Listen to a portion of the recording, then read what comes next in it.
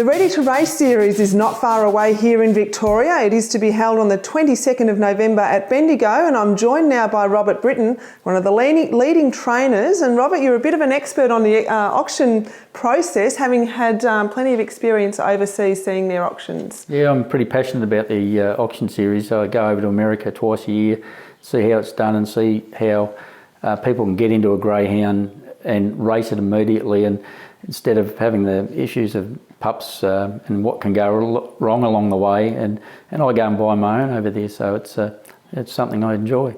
Has been very successful, this Ready to Race series. Of course, there's always room for growth and improvements. From a trainer's perspective, what advantages are there for you? Well, one is that there's a lot of people that email us, and potential owners that want to get into a greyhound, so it's an opportunity for a trainer to actually get a dog for them, because outside of the Ready to Race auction series, it's damn near impossible to find a dog for someone at a reasonable price. So this way a trainer can go along, use his judgment, and along with the assistance of the owners, get them into the sport. And I guess that's what it's really geared towards, getting new owners into the sport. So what would you suggest for someone, first-time owner or a group of mates wanting to get together? What would you suggest they do? Well, first of all, they've got to work out their budget and work out how much they've got to spend. Either go and talk to a trainer and with his assistance go along to the auction and use their judgment with assistance either from someone from the club or as I say, a trainer to get something around about the price range they want. But as I say, the good part of that, they'll have something racing within weeks or even days sometimes, rather than years. And with the trainer, people can always find a local trainer through their local Greyhound Racing Club. Probably no one better to start with if they don't have a trainer, or they can contact people through the trainers list. But I guess for owners too, they get to see these greyhounds run before they purchase them. They get to see what they look like on the ground.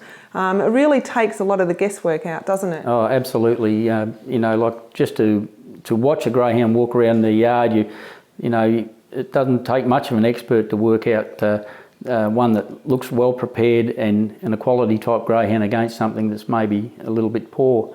But again, there's a lot of tips along the way. You need advice from people to the times they run, their run home times and things like that, to make sure they're going to run 500 metres if that's what you want. So as I say, get your advice along the way. The clubs will help you, but again, get in with a trainer, and a trainer that will give them all that sort of advice, and that you won't go too far wrong. Also, they have the heats run the week prior to the final and the auction there, so people can actually see the greyhounds run, get the times, do their homework, and there's also expert analysis on the GRV website that people can watch. They can get a rundown of all those heats and the runners as well. So it really makes for a foolproof way of purchasing a greyhound. That's the good part. You actually see the dog go around, and and there's a lot of people study those the trials, because there's often a dog there that gets blocked in a run or doesn't get a clear run, and if you're using your judgment, you might be able to get a bargain along the way, that's something that may have won with a clear run. And then looking towards breeders, the breeders really need to support this, don't they? And we look at the Greyhound Turbine, who's been racing. He made $28,000. I mean, that's a lot of money for a breeder to get, putting a greyhound through the series. Yeah, absolutely. I believe there's the opportunity there for breeders to actually breed dedicated for this auction. And then they'll get their pay packet every year purely on this auction. And I can see that in years down the track that people will go there with their very best dogs to get the very best price and go home very satisfied. You can also look back at Kiss Me Katut, won the Brisbane Cup, second in the Melbourne Cup, and he went through the Ready to Race auction as well. So we've really got to dispel that misconception that it's only greyhounds that are no good going into this auction. Well, that's the good part. They're all young dogs, and there's improvement in dogs too. So you get a dog like Kiss Me Katut that even though he went well at the Bendigo auction, no one really expected him to probably achieve what he achieved. So there's improvement. A lot of dogs that are 18 months old, we know they don't really find their best at that age, and there can be a lot of improvement. Well, Robert, let's take a look back at some of the statistics from the 2013 auction. Over 80% of the greyhounds purchased have raced. Yeah, well, there's a perfect example.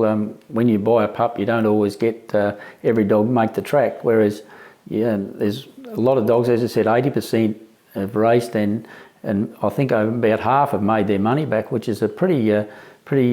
And those dogs haven't finished their career yet. So there's a very successful 2013. And almost a quarter have already won back their purchase price. So if you've purchased a greyhound for maybe $3,000, you've already got that back, but also the thrill and excitement of greyhound racing. Yeah, absolutely. And as I say, that's the whole concept of ready to race, where you're taking out a lot of the elements that can go wrong along the way with a puppy. A couple of other greyhounds. We've got Zalamar Diva, sold for $7,000 and has won $33,000.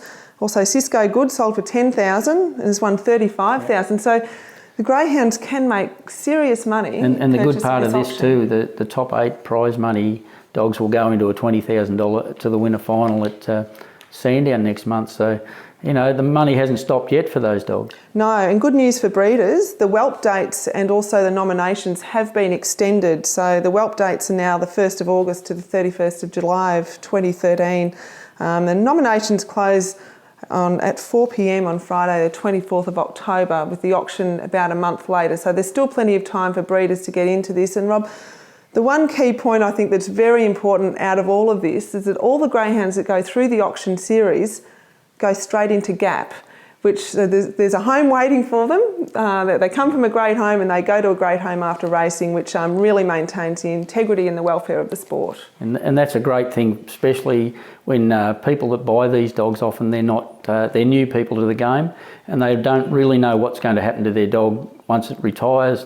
So they've got peace of mind that it'll go into the gap and find a home. They might even take it back themselves. Yeah, a lot do.